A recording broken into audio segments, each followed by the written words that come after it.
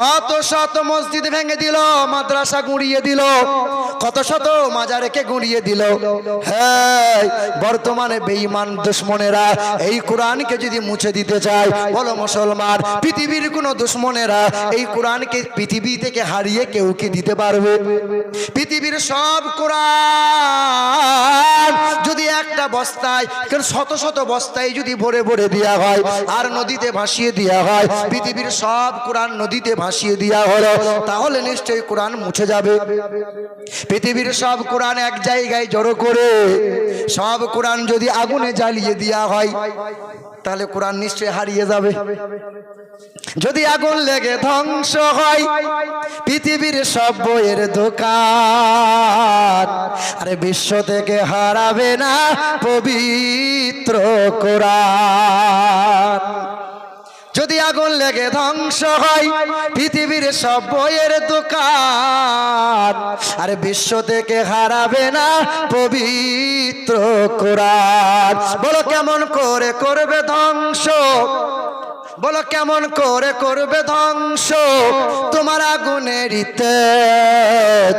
আরে বিশ্বে ভরা লক্ষ লক্ষ আছে কোরআনের হাফেজ। এ মুসলমান ভাইরা আমার, আল্লাহ পাকের কালাম জানিয়ে দিল, তবে আপনি লাইন কিন্তু ভুলে যাবেন না। আল্লাহ পাক বললেন, আমার নবী তোমাদেরকে যা যা দিয়েছে তা তোমরা গ্রহণ করে নাও, নবী যা ছাড়তে বলে তা থেকে নিজেকে দূরে সরিয়ে নাও। দিন দুনিয়ার বাদশা শিখিয়ে দিলেন, নবী আমার শিখিয়ে দিলেন, এ আমার উম্মতেরা এইভাবে খাবার খাবে, আমার উম্মতেরা এইভাবে শোবে, আমার উম্মতেরা এইভাবে বাথরুম যাবে। এ আমার উম্মতেরা, আমাকে ভালোবাসো যারা, আমার সুন্নতকে, আমার আদর্শকে গলায় ঝুলিয়ে নেবে তারা, অর্থাৎ নবীর আদর্শ গলায় ঝুলিয়ে নিয়েছে যারা, পৃথিবীতে কামিয়াবি পেয়ে গেছে তারা, নবী নবী করে গেছে যারা, পৃথিবীতে কল্যাণ কামিয়াবি লাভ করেছে যারা, আর নবীকে ত্যাগ করেছে যারা, সব জায়গায় মার খেয়েছে তারা। قل إن كان آباؤكم وأبناؤكم وإخوانكم وأزواجكم وعشيرتكم وأموال اقترفتموها وتجارة تخشون كسادها ومساكن ترضونها أحب إليكم من الله ওয়া রাসূলিহি। এ দুনিয়ার মানুষেরা, আল্লাহ পাক বলেন, ওগো নবী আপনি জানিয়ে দেন, তোমরা বাপ মাকে ভালোবাসো, ভাইয়ের হক আদায় করো, ভাইয়ের হক আদায় করো, বোনের হক আদায় করো। এ মুসলমান ভাইরা আমার, নবীজির বয়স যখন 8 দিন ছিল, লক্ষ্য করেন, নবীজির বয়স যখন 8 দিন ছিল, মা হালিমা আমার নবীকে কোলে করে তায়েব শহরে নিয়ে গিয়েছিল। দিন দুনিয়ার বাদশাহ মা হালিমার ডান দিকের স্তনে মুখ লাগিয়েছিল, কিন্তু বাম দিকের স্তনে মুখ লাগিয়ে দুধ পান করেন নাই। ঠিক কিনা বলেন? কোন স্তনে মুখ লাগিয়ে দুধ পান করলেন? ডান। মা হালিমা চিন্তা করেছিলেন হয়তো বাম দিকের স্তনে কোনো রোগ হলো, তাই তো ডক্টরি কবিরাজি করলো, রিপোর্টে রোগ ধরা পড়ে না। দিন দুনিয়ার বাদশাহ শিশুকালে শুধু মা হালিমাকে নয়, তোমাকে আমাকে জগৎবাসীকে জানিয়ে দিল, ভাইয়ের হক কোনোদিন মারবি না, বোনের হক মেরে খাবি না। ও মা হালিমা, আমি তোমার পেটে ধরা সন্তান নয় রে মা, তোমার এক সন্তান আছে, তার নাম হলো আব্দুল্লাহ। আমি যদি 2 স্তনে মুখ লাগিয়ে দিই, ভাইয়ের হক মারা হবে, আর ভাইয়ের হক মেরে খাই যারা, জান্নাত পাবে না তারা। তবে আপনার গ্রামের মানুষ খুব ভালো, হক টক কেউ মারে না, জমির আল কেটে জমি কেউ বড় করে না। আমাদের ওইদিকে বর্ধমানের দিকে খুব চলে, এমন করে জমির আল কাটে যে জমির আল দিয়ে হাঁটা যায় না। সে আবার ডবল হাজি, চাষা বলে ডবল হাজি, কথা বলবি না, ডবল হাজি। চাষা আল কেটে জমি বড় করছো কেন? ডবল হাজি। কথা বুঝতে পারছেন না? হ্যাঁ মুসলমান ভাইরা আমার, কত অহরহ মানুষ তাহাজ্জুদের নামাজ পড়ে, কত মানুষ আছে তসবিহ করে।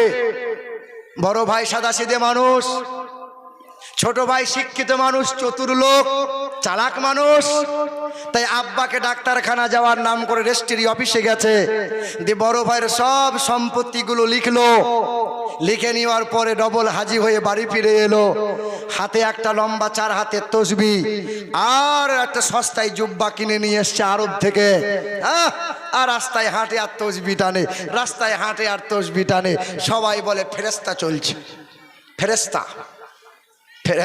আল্লাহর ফেরেশতারা বলছে তুই একবার আয়, তোকে আছিলা করে ছিলবো, তুই শুধু আয় একবার। কি বলছেন? বাপ মারা গেছে, 3 ভাই মিলে সব জমি সম্পত্তি ভাগ বন্টন করে।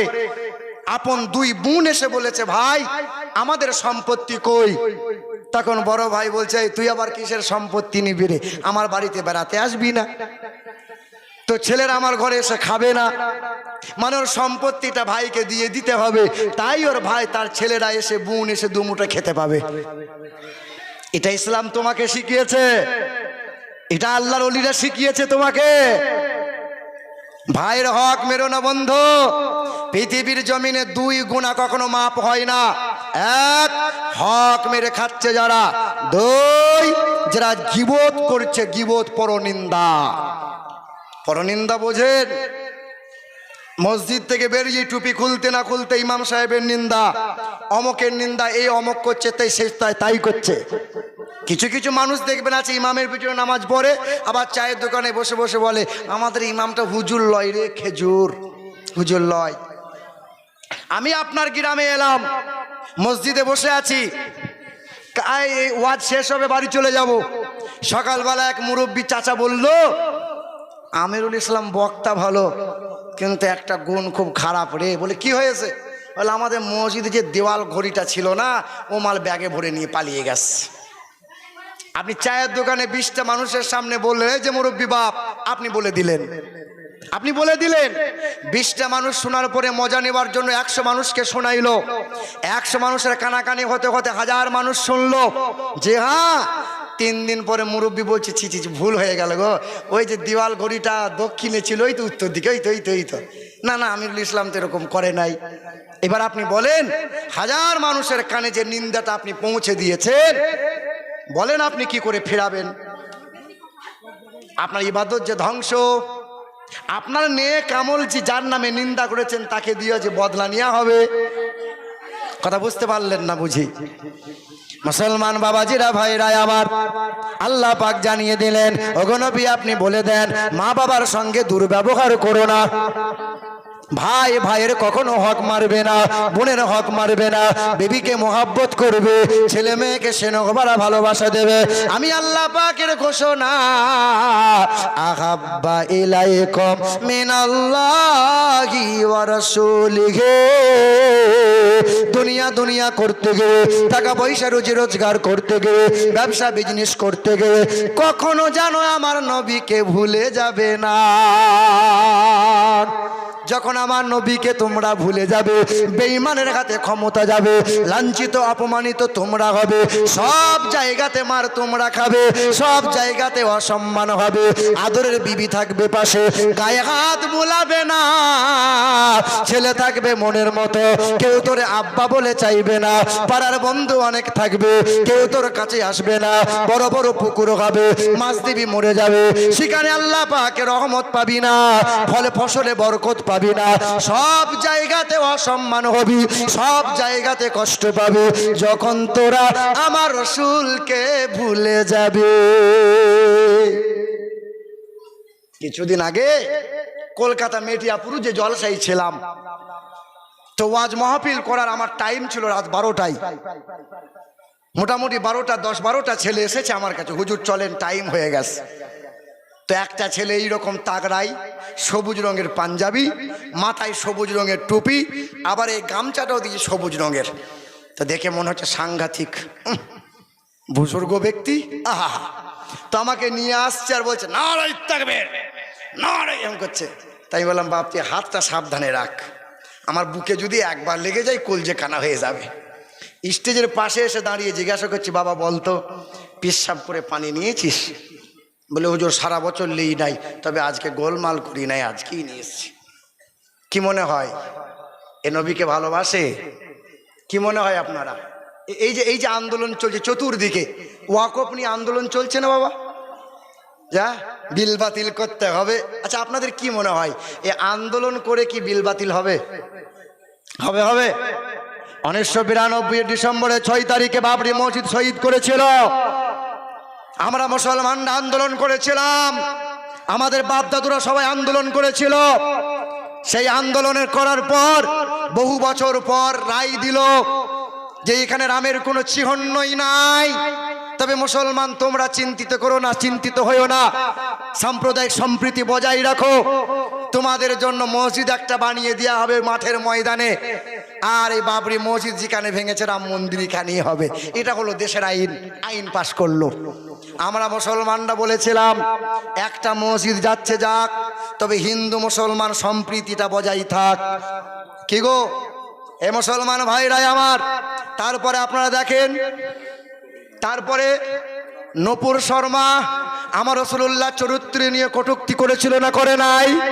শুধু আমরা মুর্শিদাবাদের মানুষ শুধু নয়, গোটা বিশ্বের মুসলমানরা আমরা সবাই আন্দোলন করেছিলাম, ফাঁসি চাই, ফাঁসি চাই, নূপুর শর্মার ফাঁসি চাই। বলেন তো বাবা নূপুর শর্মার ফাঁসি কি হয়েছে? তারপরে ওরা 3 তালাকের বিল পাশ করলো, মুসলমানরা আন্দোলন করলো, সেই 3 তালাকের বিল কি বাতিল হয়েছে? বলো বলো। তারপরে ওরা আইন চালু করলো, এনআরসি করতে হবে, মুসলমানগুলোকে কোণঠাসা করতে হবে, মুসলমানগুলোকে দেশ থেকে বিদায় করতে হবে। তারপরে কিছুদিন ঝিমমারা হয়ে গিয়ে মুসলমানদের ওয়াকফ নিয়ে আঙুল তুলে দিল, মুসলমানদের ওয়াকফ নিয়ে বিল পাশ করলো। আমরা মুসলমানরা বিভিন্ন জায়গায় আন্দোলন শুরু করলাম। আমার বাপের জায়গা, আমাদের পৈতৃক ভিটা, আমার বাপ দাদু দান করলো মসজিদে। আপনার সম্পত্তি আপনি দান করেছেন মাদ্রাসায়, আপনি দান করেছেন মাজারে, আপনি দান করেছেন কবরডাঙ্গায়। ওরা বলছে না এই সম্পত্তি আমাদের হাতে দিয়ে দিতে হবে, ওদেরও দেবত্ব সম্পত্তি আছে। আমরা মুসলমানরা কোনোদিন এই কথা বলি নাই যে তোমাদের দেবত্বগুলো সম্পত্তিগুলো আমাদের দাও, কিন্তু আমাদের সম্পত্তি নিয়ে এত কেন মাথা ব্যথা? ও বলে মুসলমানদের এত পরিমাণে সম্পত্তি আছে যে পশ্চিমবঙ্গকে 2 বার কিনা হবে। তাই তো এত নজর মুসলমানদের প্রতি। যে গাছের ফল মিষ্টি হয় সে গাছে ঢিল পাথর একটু বেশিই পড়ে। হিন্দু আছে, খ্রিস্টান আছে, বৌদ্ধ আছে, জৈন আছে, সাঁওতাল আছে, আদিবাসী আছে, কত ধর্মের মানুষ আছে, কত ধর্ম গুরুরা আছে, কত ধর্ম গ্রন্থ আছে, কত মন্দির গির্জা আছে, কত পাঠশালা ভার্সিটি আছে। কাউকে কোনোদিন কাউকে কোনো সমস্যা নাই, কিন্তু মুসলমানদের নিয়ে সমস্যা। বলছে মুসলমানগুলোকে দেশ থেকে বিদায় কর, চলে যেতে বল পাকিস্তান, না হলে কবরস্থান। দেখছেন না, কেউ বলছে মুসলমানগুলোকে গাছে ঝুলিয়ে এলো পাতারি খেলা, কেউ বলছে মুসলমানদের দাড়ি ধরে ছিঁড়ে দে। বলছে কি বলছে না বলেন? আপনি মুসলমান, আমি মুসলমান, তাদের বিরুদ্ধে প্রতিবাদ করতে গেলে আপনাকে জেল হাজতে থাকতে হবে। কিন্তু সে একটা কোনো বড় কথা বলে দিল মুসলমানদের বিরুদ্ধে, তার বিরুদ্ধে কোনো মামলাও নাই, কোনো অ্যাকশনও নাই। ঠিক কিনা বলেন? মুসলমান ভাইরা আমার, এই দেশের মাটিতে জয় হিন্দ স্লোগানটা সর্বপ্রথমে যে দিয়েছিল সে ছিল মুসলমান আল্লাহর বান্দা আবিদ হাসান নাম ছিল তার। এই দেশের মাটিতে ইনকিলাব জিন্দাবাদ সর্বপ্রথমে যে বলেছিল সেও সর্বপ্রথম মুসলমান ছিল, আল্লাহর বান্দা হযরত মাওলানা মোহানি তার নাম। এই দেশের মাটিতে সর্বপ্রথম ভারত ছাড়ো এই আন্দোলন যে করেছিল তার নাম ছিল মেহের আলী। এই দেশের মাটিতে সারে জাহাঁ সে আচ্ছা হিন্দুস্তান হামারা এই গান সর্বপ্রথম শুনিয়েছিল যে আল্লামা ইকবাল তার নাম। এখনো হিন্দু ভাইদের বিবাহ অনুষ্ঠানে সানাই বাজানো হয়, ওই সানাইটা সর্বপ্রথম শিখিয়ে দিয়ে গেল যে মুসলমান ছিল তার নাম হলো বিসমিল্লাহ খান। এই দেশে দেশের মাটিতে তবলা বাজানো শিখিয়ে গেল যে নাম হলো জাকির হোসেন। এই যে জাতীয় পতাকার তেরঙ্গার নকশাটা সর্বপ্রথম সৌন্দর্যতা দিয়ে গেল যে মুসলমান ঘরের বউ মাসে, তার নাম সুরাইয়া তৈয়ব জি। এই দেশের মাটিতে অহরহ মুসলমানদের অবদান, কিন্তু মুসলমানদের ঠাঁই, মুসলমানদের জায়গা, মুসলমানদের প্রতি অত্যাচার কম হচ্ছে না বেশি? কেন হচ্ছে বলেন? কেন আন্দোলনে কাজ হচ্ছে না? আল্লাহ পাক রব্বুল আলামিন জানিয়ে দিলেন, ব্যবসা করো, বিজনেস করো, চাষ করো, আবাদ করো, চাকরি করো। আমি আল্লাহ পাকের ঘোষণা, আমার নবীকে যেন ভুলে যাবে না। যখন আমার নবীর তরিকা বাদ দিয়ে দেবে, যখন আমার নবীর ভালোবাসা কম করে দেবে, সব জায়গায় লাঞ্ছিত হবে, সব জায়গায় তোমরা অপমানিত হবে, সম্মান পাবে না। আহলে সুন্নাত ওয়াল জামাতের মানুষ নবী প্রেমিক, ওলি প্রেমিক। যখন তোমরা ওলির প্রেম বাদ দেবে, যখন তোমরা নবীর প্রেম বাদ দিয়ে দেবে, সব জায়গাতে তোমাদের মার খেতে হবে।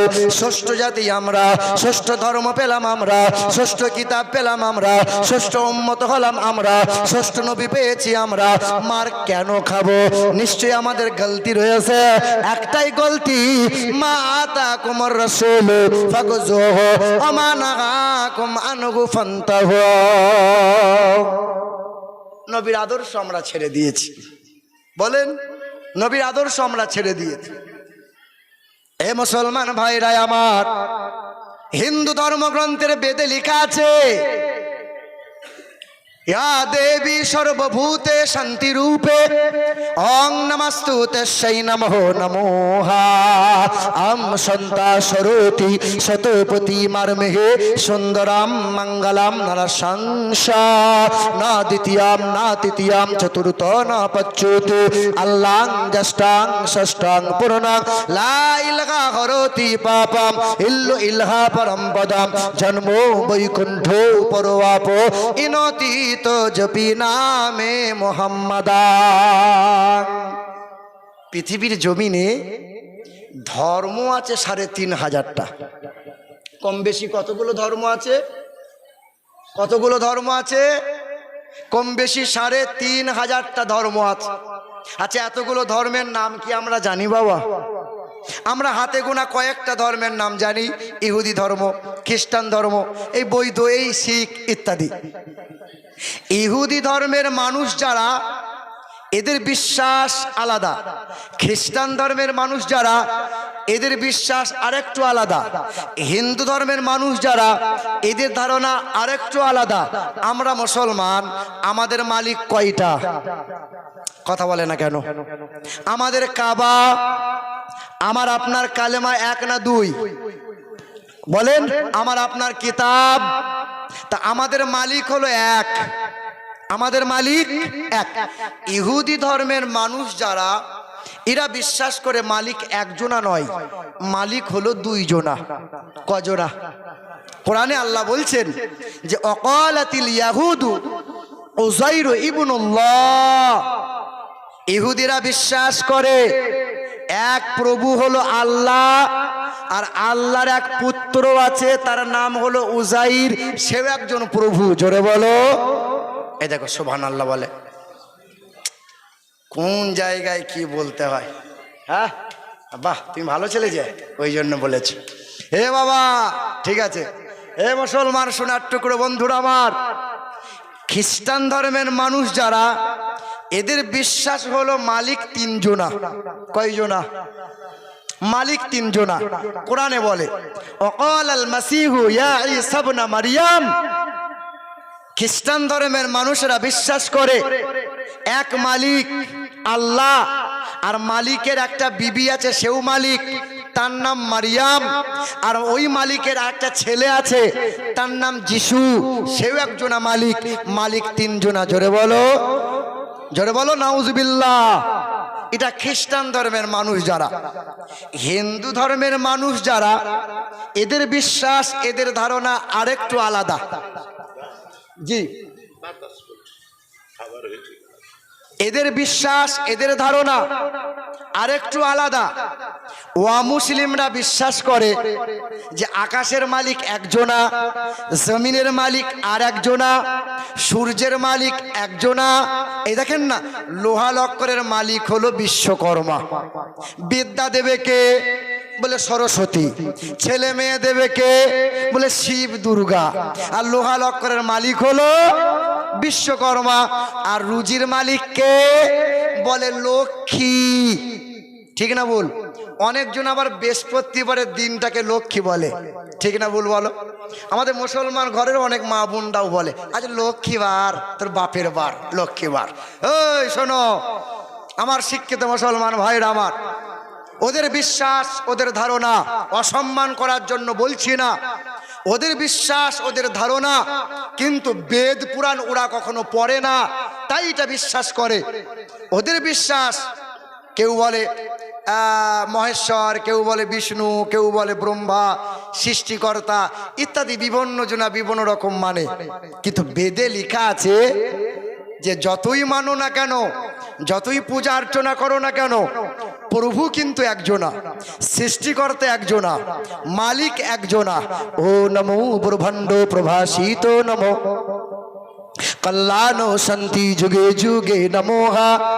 ঈশ্বর সর্বস্ব জাগতং ব্রহ্ম সর্বদং খালিদং ধর্মবাহং। না দ্বিতীয়াম না তৃতীয়াম চতুর্থ না পচ্যুতে না পঞ্চম না ষষ্ঠাম সপ্তম না পচ্যুতে। তিনি এক দ্বিতীয় লা শারীকা লা। তিনি কখনো খায় না, তিনি কখনো ঘুমান না, তার কোনো বিবি নাই, তার কোনো বাচ্চা নাই। তিনার মতো আর কেউ হবে না। আমাদের কোরআন বলে, আমরা জানি বিসমিল্লাহির রহমানির রহিম।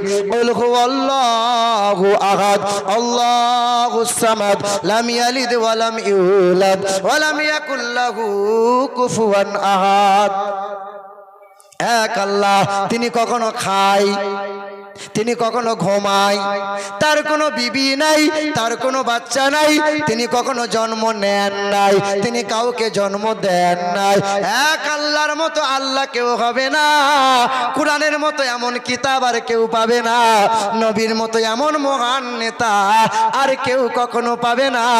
নবীর মতো এমন নবী আর পাবে না। মদিনাতুল মুনাওয়ারার মতো এমন শহর আর কেউ পাবে না। জমজমের মতো এমন পানি, দ্বিতীয় পানি আর হবে না। কাবার মতো দ্বিতীয় কাবা আর কেউ পাবে না। তিনি এক এক করে বানিয়ে দিয়েছেন রে বাবা আমার দিন দুনিয়ার বাদশাহ হাবিবে কিবরিয়া জানাবে মুহাম্মদুর রাসূলুল্লাহ। আবার বেদ বলল আম সন্তা সরতি শতপতি মারমেঘে সুন্দরাম মঙ্গলাম নারা সংসার। তিনি হবেন মহান নবী, যিনি কখনো মিথ্যা কথা বলবেন না। তিনি হবেন সত্যপ্রিয়, তিনি হবেন সত্যবাদী। তাই তো বড় পীরের মা উম্মুল খায়ের ফাতেমা বলে, বাবা আব্দুল কাদের জিলানী কখনো যেন মিথ্যা তুমি বলিও না। ঠিক কিনা বলেন? বাপ ছেলেকে নিয়ে ঘরে বসে আছে, এমন সময় দরজায় আওয়াজ দিয়েছে, কোদাল আছো গো, কোদালের বাপ আছো? তা ছেলেকে বলছে, বাপ দেখে আই তো। ছুটে এসে দেখে এসে বলছে, বাবা কোদালের বাপ। তা বলছে বলে আয়, আব্বা ঘরে নাই, 10 দিন হলো কলকাতায় গেছে। 10 দিন হলো কেন? টাকা পাই যে। তা ছেলে যখন বলে এলো, তা আব্বাকে বলে, আব্বা তুমি তো ঘরে বসে আছো, আর মিথ্যা কথা কেন বলালে? বলে উপায় নাই, চাই, দেখা হলেই টাকা চাইবে। কথা বুঝতে পারলেন না? আপনি তো কথায় কথায় ছেলেকে মিথ্যা শিখিয়েছেন, কথায় কথায় আপনি মিথ্যা শিখালেন। এই কিছুদিন আগে একটা লোক আমাকে প্রশ্ন করেছিল, একটা মানুষ, একটা অমুসলিম ছেলে প্রশ্ন করেছিল যে আমরা আমাদের ঠাকুর দেখতে পাই, আমাদের ভগবানকে আমরা দেখতে পাই, পূজা করি, তোমরা যে আল্লাহ আল্লাহ করো, কই আল্লাহকে তোমরা দেখতে পাও? আচ্ছা আপনারা পান নাকি আল্লাহকে দেখতে? মনে হয় না যে আল্লাহকে দেখি একবার? কি বলছেন? কথা বুঝতে পারছেন? তা আমাকে বলছে, আপনাদের ধর্ম কেমন ধর্ম? আপনাদের ধর্ম কেমন ধর্ম? আমরা যেমন সব সময় ভগবান দেখতে পাই, আপনারা তো আল্লাহ দেখতে পান না। আর এটাই তো খারাপই, সব সময় যে ভগবান দেখতে পাও। বলে কিরকম? বলে এক কাজ কর, তোদের দুর্গা মণ্ডপে পূজা হলো, ভালো পূজা, আনন্দবাজার পত্রিকায় তোদের এই মণ্ডপ, এই দুর্গার ছবি ছাপানো হবে। সাংঘাতিক লাল লাল গোলার সাংঘাতিক মণ্ডপ, সাংঘাতিক দুর্গা পূজা। এই দুর্গা ঠাকুরের ছবিটা ছাপানো হলো, আনন্দবাজার পত্রিকায় চলে গেল, বাজারে ঘরে ঘরে এই খবরের কাগজ। 10 দিন পরে কিলো হিসাবে বিক্রি হলো। দোকানে গেল, দোকান থেকে এটা আবার বেরিয়ে গেল, দিয়ে ঠোঙা তৈরি হলো। বাসে আর ট্রেনে সেই ঠোঙাতে ঝালমুড়ি বিক্রি হলো। তোর মতো হিন্দু ছেলে সেই ঠোঙায় ঝালমুড়ি খেলো, যে ঠোঙাতে দুর্গার ছবি আছে। ঝালমুড়ি খাওয়ার পর ঠোঙাটা পকেটে গুঁজে নিবি না ফেলে দিবি? বলছে ফেলে দেবো। যখনই ফেলে দিবি এই ঠোঙাটা গড়িয়ে নর্দমায় যাবে, ছচ্ছর করে পিশাব করবি, পিশাবটা ঠাকুরের মাথায় গিয়ে পড়বে। আচ্ছা বল, ভগবানের সম্মান থাকলো কোথায়? বল বল। হ্যাঁ মুসলমান ভাইরা আমার, আমার আল্লাহ ওই রকম নয়। আল্লাহ পাকের ওলি যারা, আল্লাহ পাকের ওলি বান্দা যারা আল্লাহ পাকের দিদার পাই তারা, জি হ্যাঁ, আর আল্লাহ পাকের সবচেয়ে বড় নিয়ামত বান্দাদেরকে দেবেন। সেই দিন আল্লাহ পাক জান্নাতে মুমিন বান্দাগুলোকে আল্লাহ নিজ দিদার তার বান্দাদের দেবেন। বলে সুবহানাল্লাহ। মুসলমান ভাইরা আমার, তাহলে দিন দুনিয়ার বাদশাহ হাবিবে কিবরিয়া আল্লাহ বললেন, নবী তোমাদেরকে যা যা দেয় তা তোমরা গ্রহণ করো। তোমার আমার দয়ার নবী, মায়ার নবী আমাদেরকে কোরআন দিল, সেই কোরআন ছেলে মেয়েদের বুকে তুলে দাও। ওই কোরআনটা আমিও পড়ি, আপনিও পড়েন। হে মুসলমান, আবার কবে পড়বেন? 80 বছরের মুরব্বী বাপ এখনো বিড়ি ছাড়তে পারে না, এমন এমন ভাষা বলে তার কাছে যাওয়া যায় না। হে মুরব্বী মানুষটা, আপনি বলেন তো বাপ, আপনি কি কোনোদিন মরবেন না? পৃথিবী থেকে আপনি কি যাবেন না? সবাইকে যাওয়া লাগবে। কোরআন বুকে নিয়ে যাবে যারা, নবীর প্রেম নিয়ে যাবে যারা, অলির দামান ধরে পৃথিবী থেকে যাবে যারা, কবরে শান্তি পাবে, হাসরের ময়দানে তাদের সুপারিশে জান্নাতে যাবে। তবে তোমার পীর হলো বড় পীর। তোমার পীর, আমার পীর বড় পীর। বড় পীর আব্দুল কাদের জিলানী রাদিয়াল্লাহু তাআলা আনহু 8 বছর বয়স থেকে ইসলাম প্রচার করা শুরু করে দিয়েছিলেন। ছাত্র বয়স থেকে ইসলাম প্রচার করা শুরু করে দিলেন। হে মুসলমান, উনি যখন আল্লাহ পাকের ওলি বান্দা হয়েছিলেন, রাস্তা দিয়ে যান, পথের মাঝে মানুষেরা দেখার জন্য সবাই উঁকি ঝুঁকি মারে, হাজার হাজার মানুষ লাইন দিয়ে দাঁড়িয়ে রয়, বড় পীর যাই, বড় পীর। একজন নওজোয়ান যুবক হুজুরের দিকে তাকাই না। হুজুর আমার জিজ্ঞাসা করে, নওজোয়ান তুমি দেখো না কেন, তুমি আমার দিকে চাও না কেন? বলে না হুজুর, আপনাকে দেখবো না। আমি যার হাতে হাত রেখে বায়াত হয়েছে, আমি শপথ গ্রহণ করেছি, অঙ্গীকার করেছি, আপনার মতো এত সুন্দর নুরানি চেহারা নয়, আপনার এত নাম দাম আমার পীরের নাই। তবে আপনাকে দেখতে গিয়ে যদি আমার মনটা আমার পীরের থেকে বেশি ভালোবাসা যদি আপনার প্রতি হয়ে যায়, হুজুরের সঙ্গে বেয়াদবি হয়ে যাবে। না না, মুনাফিকগিরি করতে পারবো না। আমার পীরকে আমি স্মরণ করছিলাম, আমার পীরকে আমি মহব্বত করি। সেই দিন বড় পীর আব্দুল কাদের জিলানী বলেছিলেন, তোমার পীর তোমার কাছে বড় পীর। যারাই যেখানে বায়াত হয়েছ, সব সময় মনে রাখতে হবে, আমার পীরই আমার কাছে বড় পীর, আমার পীর আমার কাছে বড় পীর। মুসলমান ভাইরা আমার, ও সোনার চাঁদ বন্ধুরা, পৃথিবীর জমিনে আমরা মুসলমান হয়ে এই কোরআন বুকে নিতে পারলাম না, নবীকে চিনতে পারি নাই। আহারে, মুর্শিদাবাদের জেলায় বেলডাঙ্গার মাটিতে একটা ঘটনা ঘটেছিল। গণেশ পূজা করবে বলে লাইটিং করেছিল, সেই লাইটিং এ আল্লাহর নামের না একটা বদনাম রটিয়েছিল, গালমন্দ করেছিল। শোনেন নাই আপনারা? ওই বেলডাঙ্গার মাটিতে যখন এই রকম ঘটনা ঘটে দিল, মুর্শিদাবাদে বিভিন্ন জায়গায় আন্দোলন শুরু হলো। খবর নিয়ে দেখেন ভাইরা, যে ছেলেটাই কাজ করিয়েছিল সেই ছেলেটাকে পুলিশ প্রশাসন সাইড করে দিল। ছেলেটা গ্রাম থেকে বিতাড়িত হলো, বিদেশ চলে গেল। আহারে, আল্লাহ পাক কাউকে চায় তো আল্লাহ পাক আবার কাউকে গজবে ফেলে দেয়। তা সেই ছেলে যখন বিদেশ চলে গেল, কিছুদিন আগের ঘটনা, তার বাবা প্রতি রাতে স্বপ্ন দেখে, রাতের বেলায় তারা করে ঠাকুর বাড়ি যায়, সাধু সন্ন্যাসীদের কাছে যায়, তাবিজ কবজ নেয়, কিন্তু স্বপ্ন যায় না।